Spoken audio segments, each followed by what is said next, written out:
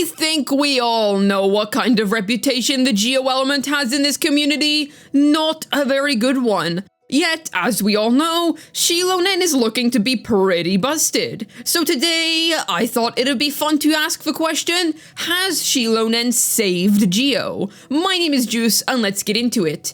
Naturally, we have to start by going over the Geo element's rough history. This element has never had a good reputation for as long as it's been around. I personally find it kind of weird that in a game all about reactions, they made one of their elements completely inert, especially when something like Earth definitely had the potential to work with grass. Like, why did Geo and Dendro have no reaction? It would have been perfect.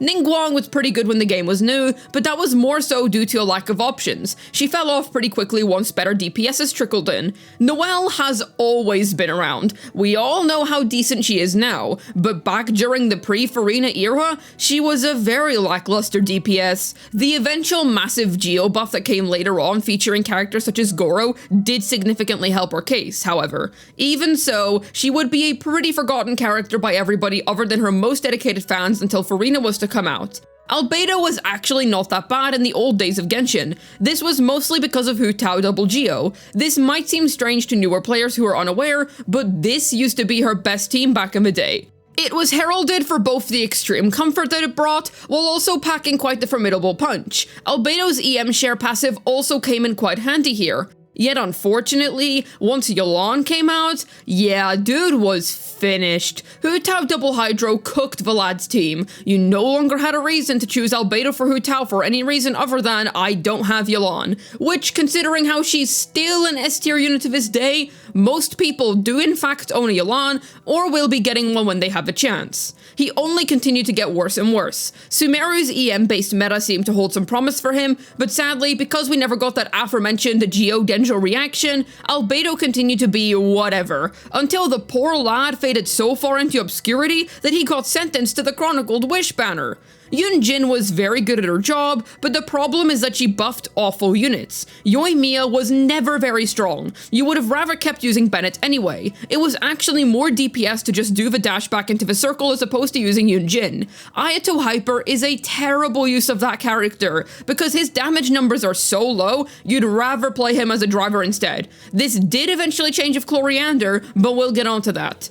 Zhongli's kinda always been good, nice at what he does. Most people acknowledge that he'll not always be the highest damaging option, but he will definitely be one of the comfiest. My hot take is that he was an awful character during Sumeru, because there was literally nobody that wanted him during that time, except perhaps Scaramouche. With that being said, he became a lot better in Fontaine, and a lot of teams use him on average, so W Zhongli. Good for you, old man. Ito was nice for his time. His damage numbers were pretty good, the problem is that they never really got updated as time went on. So unfortunately, it didn't really take the guy that long to fall off. They did try to fix things with Chiori, but my problem with that is that she's not a buffer, but a sub DPS. Yes, that increases his team's overall damage profile, and at the end of the day, at least she's still a great upgrade to those teams. Even so, Ito's damage remains underwhelming in a meta where we have DPSing kings such as Nervalette, Arlecchino, and Linny roaming around the place. Chiori is her own can of worms, but I've yapped about her extensively in the past. The TLDR is that she's whalebait, C0 Kachina on Cinder City threw her into early retirement, Xilonen is sealing her grave, and that she is the cutting edge of C tier. Before the disaster of Chiori, we did get a very powerful Geo unit in Navia. While she may not be on the same level as the top dogs, her supreme strength is undeniable. She took the typically useless crystallized reaction and turned it into something meaningful. It doesn't feel really jank or anything like that. In fact, I feel like it fits into her kit in a very natural way.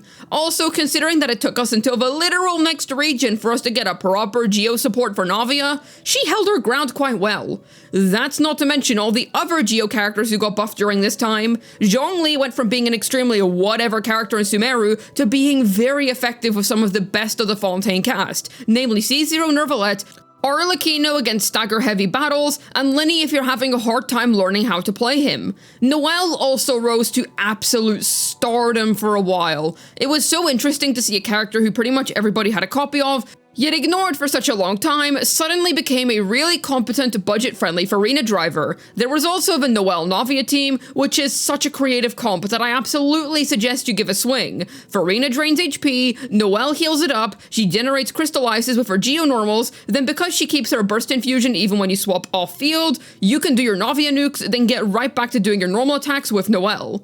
Yunjin finally got to work with a good character that utilizes her max potential. Clorox Hyper will use up all of Yunjin's stacks because of how fast Coriander attacks. Plus, the Opera Singer increasing attack speed at C6 makes for a pretty gnarly duo. These two are great together in this particular team, which is excellent considering that she had potential to be good for so long. There were simply never any effective contenders for her. You could say Scaramouche actually, he's a very good unit, but I assume that most people play him in a team that looks like this. Shoot, even Ningguang got some attention here. Slap her on an R5 TDDS, run through her skill screen, then you're cooking.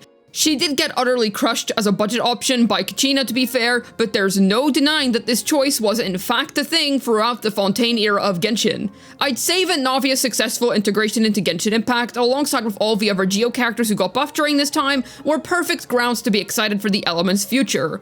Lo and behold, Not Long came out, and with it, so did Scroll of the Hero of Cinder City. I mean Kachina. Yes, she is pretty much just a walking artifact set, but come on, man. Considering that she costs you essentially 0 resources as you can leave her at level 20 simply to hold the set and proc it, holy guacamole, this is as resource efficient as it gets, especially considering that Kachina is permanently free. She's like a mini budget Kazuha or Xilonen. Sure, she lacks the res shred, but an unconditional 40% damage bonus while requiring absolutely 0 investment whatsoever is pretty wild. She immediately got Shiori fired from all her non-Ito jobs and got to work buffing up Navia's damage to the next level. However, I think everybody knew that Kachina's fame was going to be short-lived. For the record, I still think it's very impressive that any new player has the substitute option for either Kazuha or Xilonen now, or if you lose your 50-50 on either of those two, or if you perhaps don't want to pull for one of them for whatever reason, then you have a highly competent replacement which doesn't feel like complete and utter cope.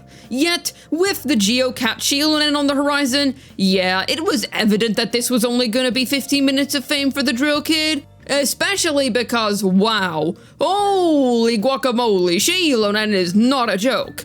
Now, when it comes to whether she's saving Geo or not, if we want to take the phrase very literally, she will become Navia's new best-in-slot Geo partner. I've already went over why Geo application won't be a problem in a previous video, but the TLDR is just use your Navia burst later in the rotation, and there's gonna be damage bonus percent diminishing returns present anyway. Navia would have only needed about 20% Geo res shred to be competitive with current modern-day DPSs.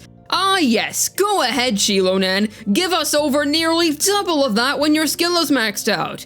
She's helping the best Geo DPS in the entire element, so I suppose you could say that. However, I also want to look at things from another angle, the horrendously destroyed reputation of Geo. Thing is, a lot of people underestimated Navia just because she's Geo. It felt like pretty much everybody acknowledged how great she was on release, then proceeded to downplay her afterwards, despite future patches bringing her new effective synergies, such as Xian Yan for Navia Plunge, which also brought her team a much more effective team-wide healer. The seeds of Geo have been sown over such a long time. Oh my Archons, Geodendro reference? Anyways, it's very hard to turn around such a collective mindset that has been permeated throughout a community through a number of years. Take Dia, for example. I'm sure that there are a countless number of players that continue to consider her a cope unit to this day, in spite of all the excellent buffs she received in Notlon giving her some actual viability. That's because, for the longest time, she was that horribly cope unit, and to say that her release was a dumpster pyro in of itself, yeah. So, can Xilonen turn things around? Well, it depends. We all acknowledge how strong she is at the moment. She is Geo, and there were definitely some people who felt like she might be a bad unit because of that, going to show how deeply the connotations of Geo is bad runs. Yet nobody can ignore what she's bringing to the table. Rivaling Kazuha. You know, the character who has been an S tier ever since its release for over 3+ years now? Yeah, that's nothing short of nuts. She is not kicking him out of the meta, which I have already made a video about discussing such a topic in detail, but she is certainly better than him, I won't deny that.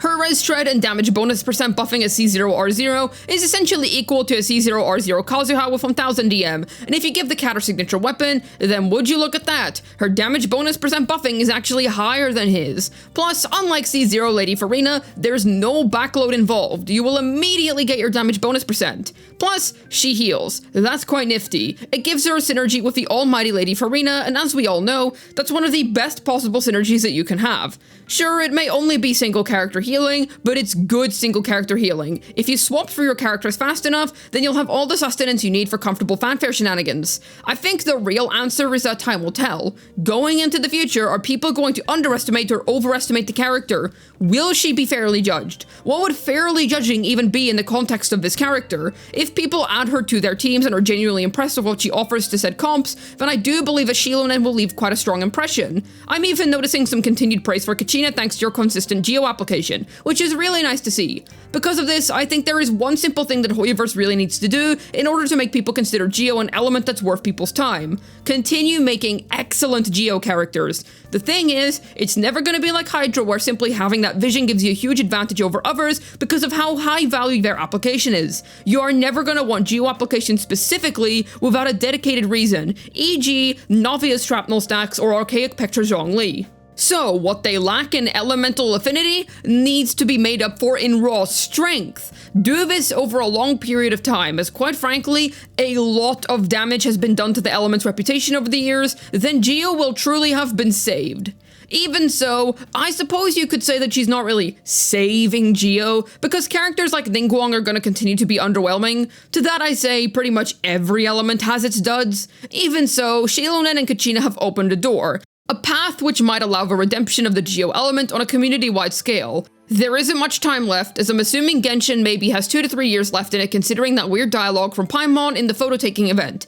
So, this is truly the breaking point. It's now or never for Geo. I'll be observing future Geo releases with a very watchful eye from here on out. Hopefully this video was able to tell you whether Xilonen has saved the Geo element or not. This has been Juice, signing out, and I'd say that these three have my favorite designs in the whole element. How about yourself? Let me know down below in the comments.